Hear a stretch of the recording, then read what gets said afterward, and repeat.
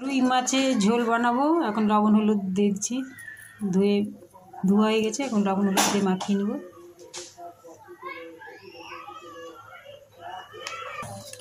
যখন মাখিয়ে নিলাম, তেলটা গরম হলে এক এক করে মাছ ছেড়ে দেব।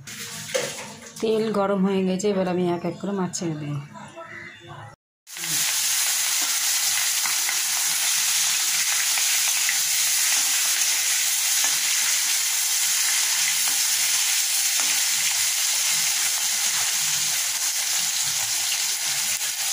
মাছ ছেড়ে দেওয়া হলো, পরে দেখো এই যে মাছগুলো দেখেন ছেড়ে দিয়েছি, ভাজা হয়ে গেলে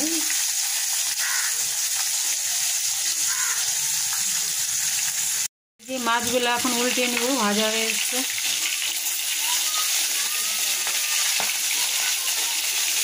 এই পিসটা উল্টানো হয়ে যাবে, হয়ে গেলে নামিয়ে নেব।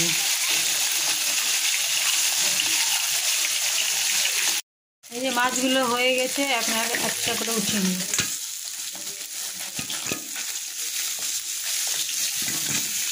দেখি আস্তে আস্তে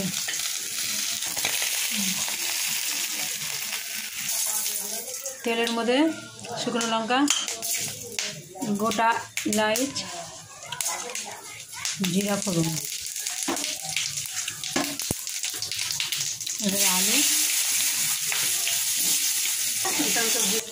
মিশানো সবজি, বড়ি দিয়ে মিশানো সবজি হয়ে গেছে। বেগুন ভাজবো, ধনে পাতা চাটনি, ব্যাস।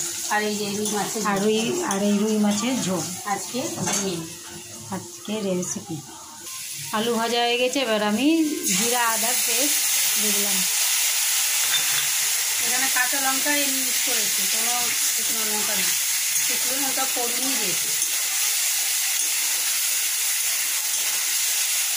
কাঁচা লঙ্কা, যারা লাল লঙ্কা খেতে চায় কাঁচা কষা হয়ে গেলে জল দেওয়া হবে।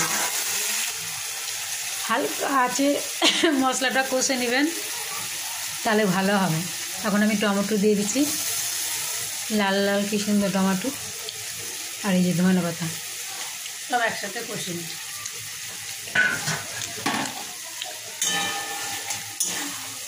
দারুণ হবে রান্নাটা। হবে মনে হয়, কাঁচা লঙ্কা মনে হয় ঝাল আছে, ঝাঁঝবে আছে। দেখা কী কর ঝাল। এবার আমি ঢেকে দেবো, তারপরে কষে গেলে জল দিয়ে দেবো। ঢাকনাটা এখন আমি সরিয়ে দেখব। এই যে দেখেন মশলা থেকে তেল আলাদা হয়ে গেছে।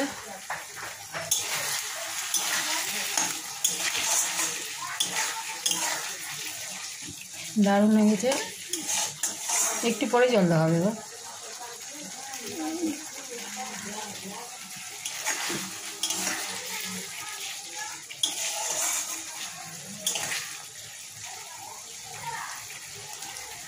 দেখতে দারুণ লাগছে, একটু নেড়ে চেড়ে জল দিয়ে দেবো। জল দেবো, দিয়ে দিলাম, হালকা করে জল দেবো সব জিনিস। মাছটা পরে দেবো, আমি জলটা ফুটুক। জল দিয়ে দিয়েছি, একটু হালকা করে লবণ দিয়ে দিলাম।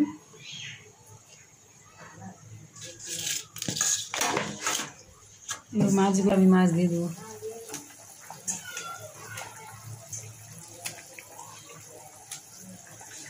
আমরা একটু কড়া করে মাছ ভাজা খাই, তো একটু হালকা ভাজি না, পছন্দ হয় না আমার, একটু কড়া করেই করি। আপনারা হালকা করেই করবেন।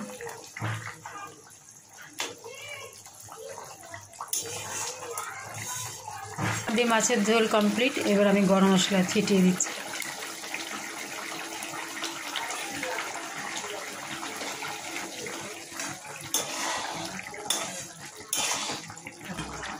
আঁচটা একবারে হালকা।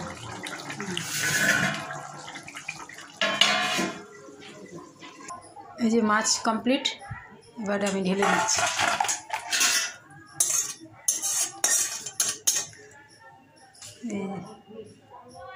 আমার মাছ কমপ্লিট।